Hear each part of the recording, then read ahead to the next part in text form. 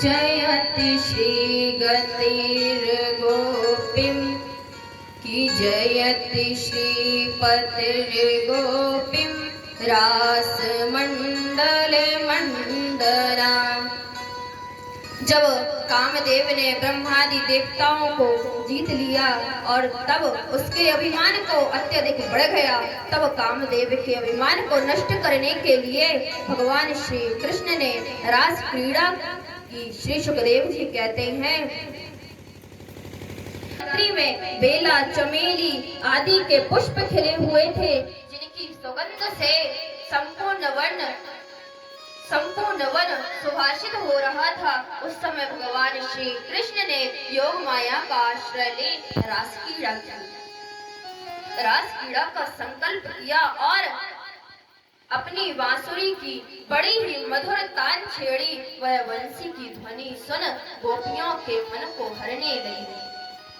श्री कृष्ण के प्रति उनके मिलन की इच्छा को बढ़ाने वाली थी। बंसी के उस अपशब्द को सुन गोपियों ने जब वह बंसी की ध्वनि को सुना तो उन्हें लगा कि कन्हैया उनका नाम लेकर उन्हें पुकार रही है। उस समय कोई गोपी गाय धो रही थी, कोई भोजन पका रही थी, कोई गोपी भोजन को परोस रही थी और कोई अपने बालक को दूध पिला रही थी, कोई श्रृंगार कर रही थी। अभी एक आंख में अंजन लगा ही था, एक आंख में काजल लगा ही था, दूसरे में लगना बाकी था। वे सब अपना अपना काम धंधा छोड़ अस्त व्यस्त अवस्था में जैसी थी वैसे श्री कृष्ण से मिलने के लिए आ गई। वैसे ही श्री कृष्ण से मिलने के लिए दौड़ पड़ी। कुछ गोपियों को घर से बाहर जाते देख गोपगणों ने उन्हें घर में भीतर बंद कर दिया। तब वे भगवान श्री कृष्ण के चरण कमलों का ध्यान करती और अपने सूक्ष्म शरीर से भगवान श्री कृष्ण के पास पहुंच गई। गोपियों को आया हुआ देख श्री कृष्ण ने कहा, स्वागतम वो महाभागा प्रियम किम करवाणि वा ब्रजत्यान्नमयं कश्चित् ब्रूतागमनं कारणम्। हे महाभाग्यवती गोपियों, आपका स्वागत है।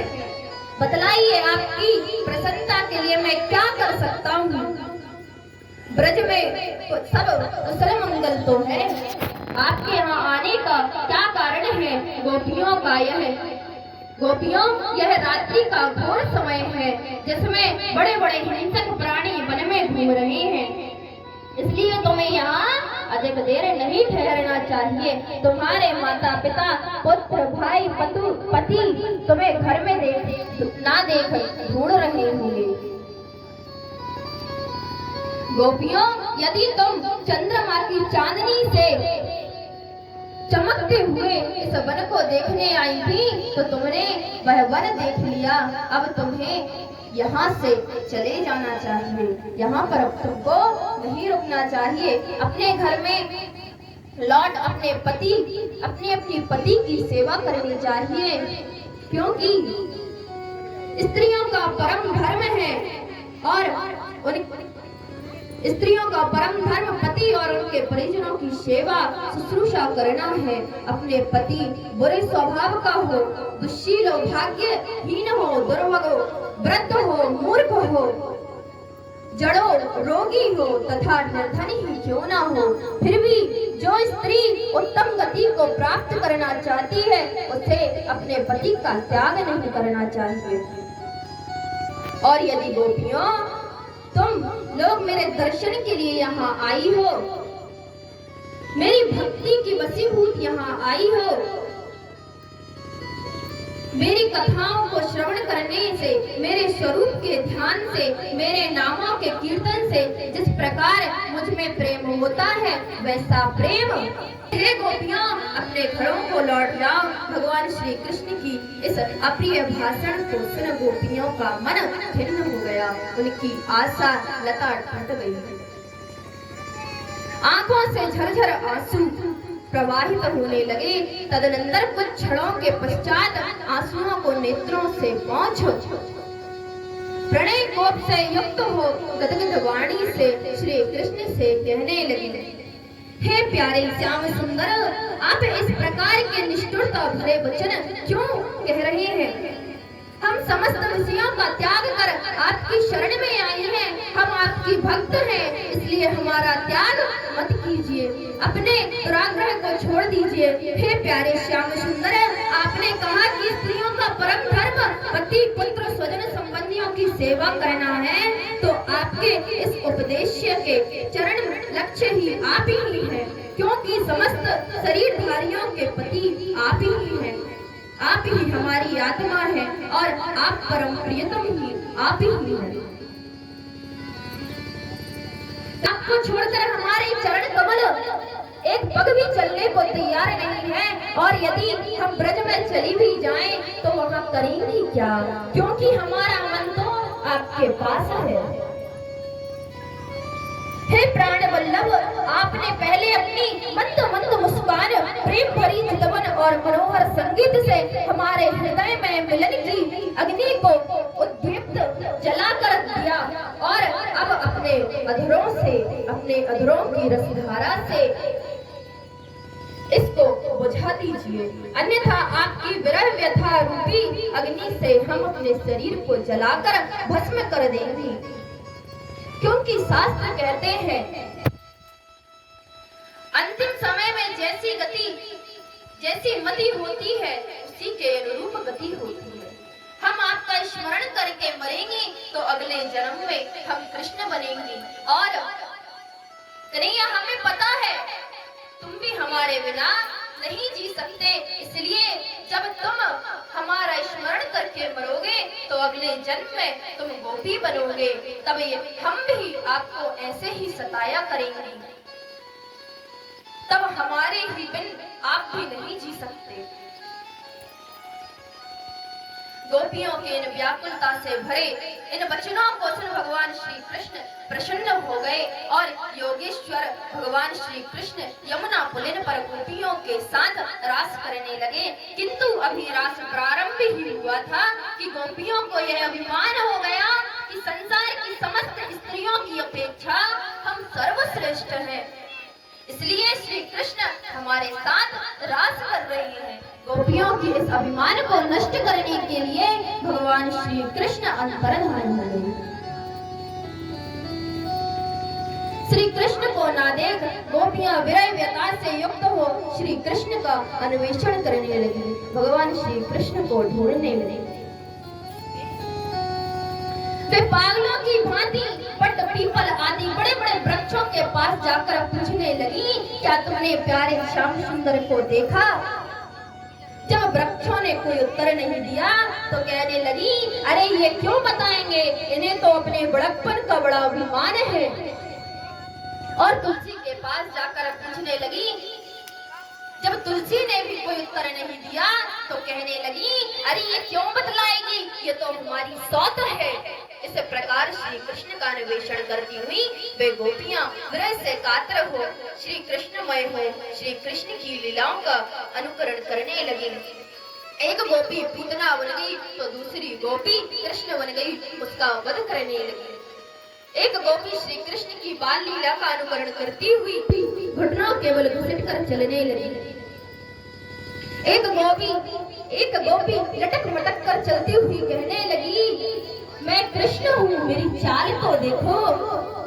एक गोपी ने अपनी ओढ़नी को ऊपर उठा लिया और कहने लगी, ब्रजवासियों, आंधी पानी से घबराओ मत, मैंने गोवर्धन उठा रखा है, तुम सब इसके नीचे आ जाओ। इस प्रकार श्री कृष्ण लीला का अनुकरण करती हुई श्री कृष्ण को खोजती हुई गोपियों ने एक स्थान पर श्री कृष्ण के साथ किसी अन्य गोपी के चरण चिन्हों को देखा तो कहने लगी, ये निश्चित ही श्री कृष्ण की आराधिका श्री राधा रानी जी के ही चरण हैं, जिनके बिना श्री कृष्ण रह नहीं सकते और जिनके प्रेम के कारण श्री कृष्ण ने हमें छोड़ दिया। इधर श्री राधा रानी जी ने गोपियों के असहनीय दुख को देखा तो तो मान की लीला की वे कहने लगी, कन्हैया अब मैं बहुत थक गई हूँ, आगे चल नहीं सकती, इसलिए आपको मुझे यहाँ से ले जाना है, आप मुझे कंधे पर चढ़ा कर ले चलो। कन्हैया ने कहा ठीक है, आप इस वृक्ष की डाल का सहारा ले मेरे कंधों पर चढ़ जाइए। श्री राधा रानी जी ने वृक्ष की डाल का सहारा ले जैसे ही श्री कृष्ण के कंधों पर चढ़ना चाहा, भगवान श्री कृष्ण अंतर्धान हो गए। श्री कृष्ण को ना देख श्री किशोरी जी रुदन करने लगी। उनके एक एक शब्द से ब्रज को देवालय प्रकट हो गए। हाँ नाथ कहने से गोपीनाथ प्रकट हो गए, रमण कहने से राधा रमण प्रकट हो गए, पृष्ठ कहने से राधा गोविंद राधा दामोदर प्रकट हो गए और महाभुज कहने से श्री वाक्य विहारी प्रकट हो गए। श्री कृष्ण को ढूंढती हुई गोपियां श्री कृष्ण को ढूंढती हुई गोपियों ने प्रियतम के वियोग से अचेत पड़ी हुई श्री राधा रानी जी को देखा तो कहने लगी, श्री कृष्ण कितने निष्ठुर हैं, इन्होंने हमें छोड़ा तो कोई बात नहीं, किंतु श्री राधा रानी जी को भी छोड़ दिया। गोपियों ने वन में जहाँ तक चंद्रमा की छिटक रही चांदनी छिटक रही थी वहां तक श्री कृष्ण को ढूंढा और पर विचार करने लगी, हम श्री कृष्ण को ढूंढती हुई वन में जितना आगे बढ़ेंगी कन्हैया हमसे छिपने के लिए उतने ही आगे बढ़ते जाएंगे। अंधेरे में कहीं उनके चरणों में कुछ कांटे न चुभ जाएं, कांटे न लग जाएं, अतः श्री कृष्ण को मिलना होगा तो वे यमुना पुलिन पर ही मिल जाएंगे। ऐसा विचार कर गोपियां यमुना पुलिन रमण रेती में लौट आई और संवेद एक स्वर में गोपी गीत का पाठ करने लगी। कनक कनक से सोगुना मादकता दिखाए, एक खाए मोराए दूजो खाए वैराए। तो जैसे धतूरे के सेवन से मादकता की प्राप्ति होती है, वैसे ही गोपी गीत के पाठ से श्री कृष्ण प्रेमोन्माद की प्राप्ति होती है। अनेकों भक्तों को इसका पाठ करके भगवान श्री कृष्ण का साक्षात्कार प्राप्त हुआ है। गोपियां कहती हैं कि जयति तेधिकं जन्मना व्रजा श्रयत इंदिरा सस्वदत्र हि।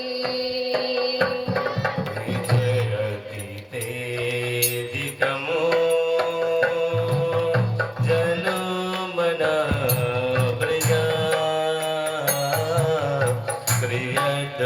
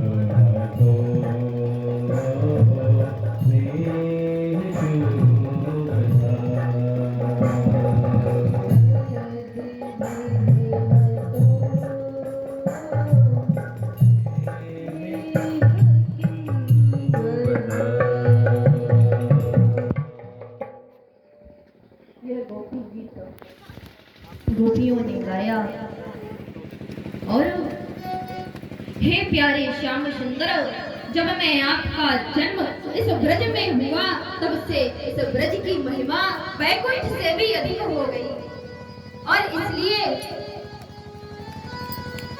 इसलिए ही सौंदर्य और मृदुलता की देवी भगवती लक्ष्मी अपना निवास स्थान वैकुंठ छोड़कर यहाँ निवास करने लगी, यहाँ की सेवा करने लगी।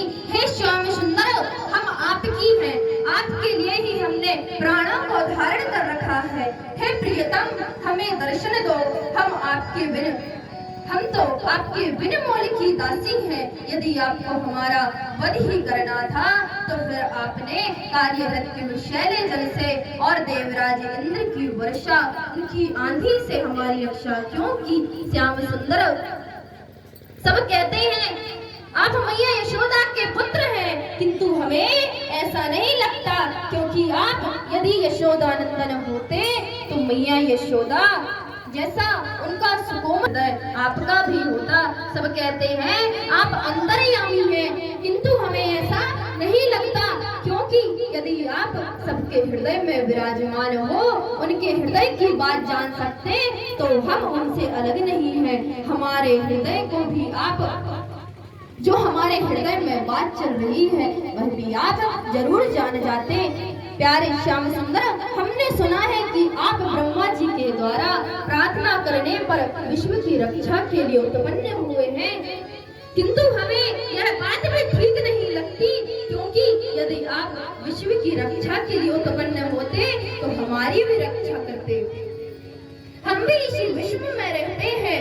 तब कथामृतम कन्हैया, सब कहते हैं कि आपकी कथा अमृत के समान है, किंतु हमें तो लगता है आपकी कथा मारने वाली है। जो एक बार भी इसका श्रवण कर लेता है वह संसार के किसी काम का नहीं रह सकता।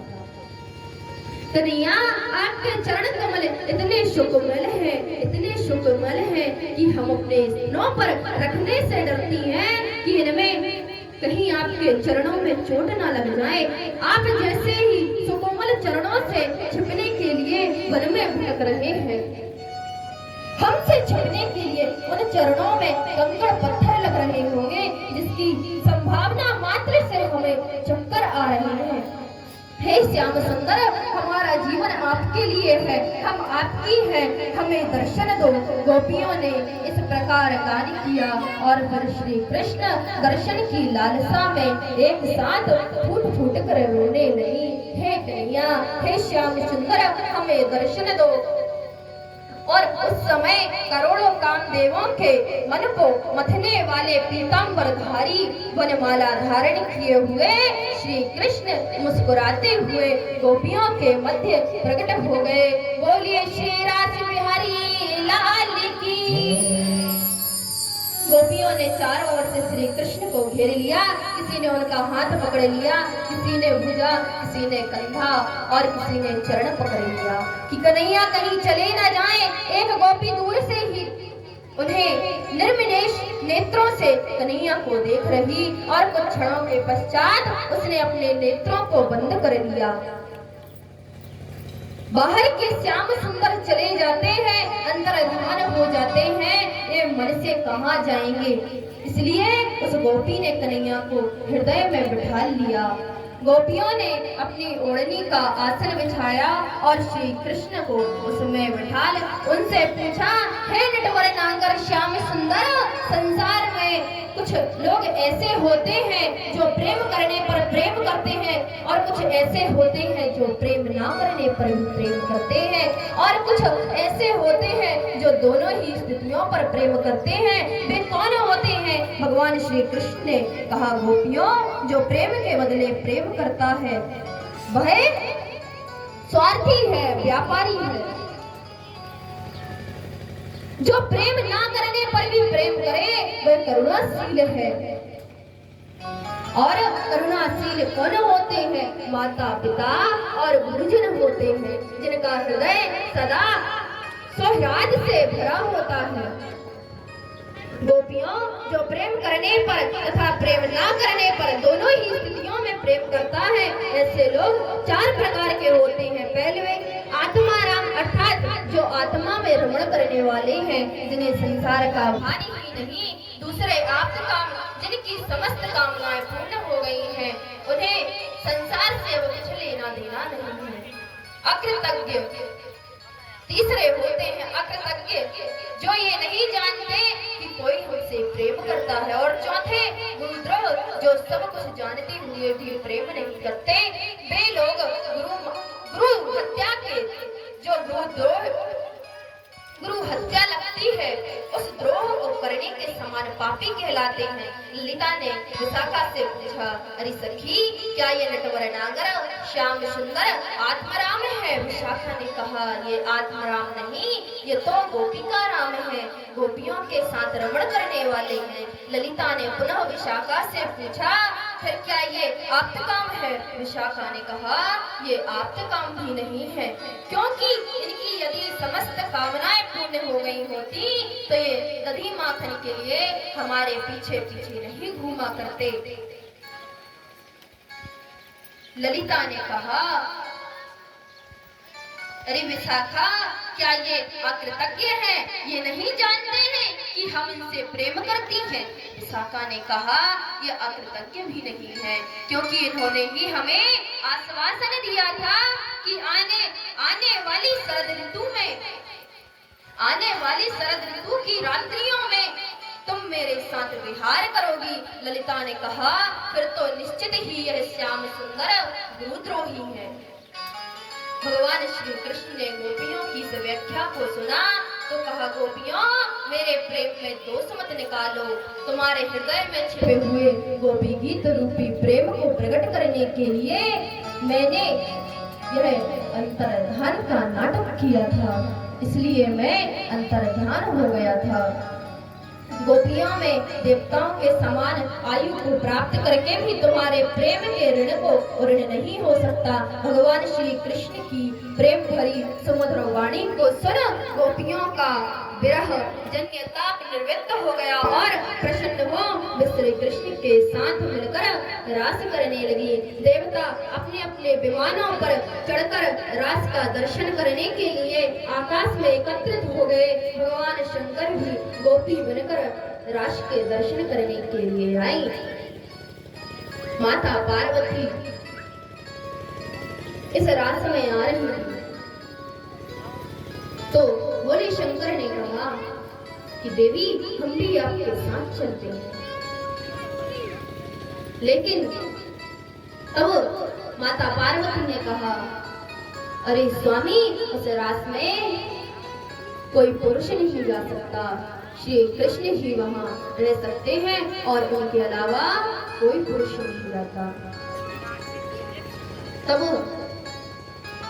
एक दिन वो भोले भंडारी बन करके ब्रज नारी गोकुल में आ गए हैं, गोकुल में आ गए हैं।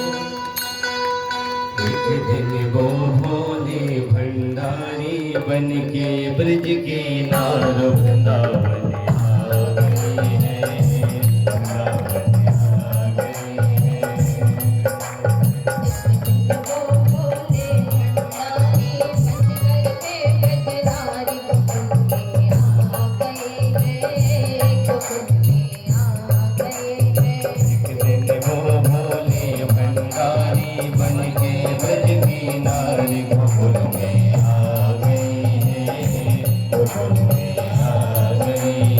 Thank you.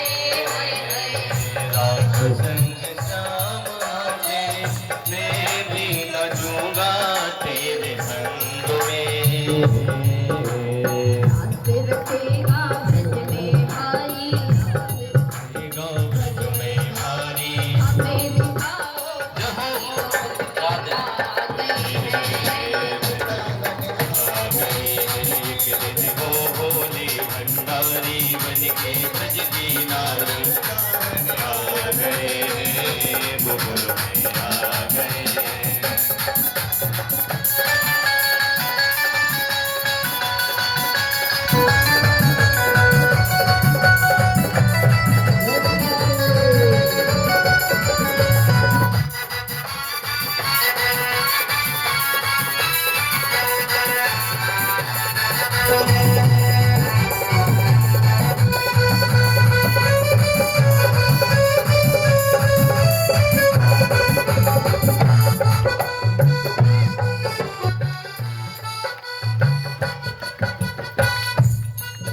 और फिर पार्वती जी कहती है कि हे गोसाई मैं आपको कैसे ले जाऊं। ओ मेरे भोले स्वामी कैसे ले जाऊं तुझे साथ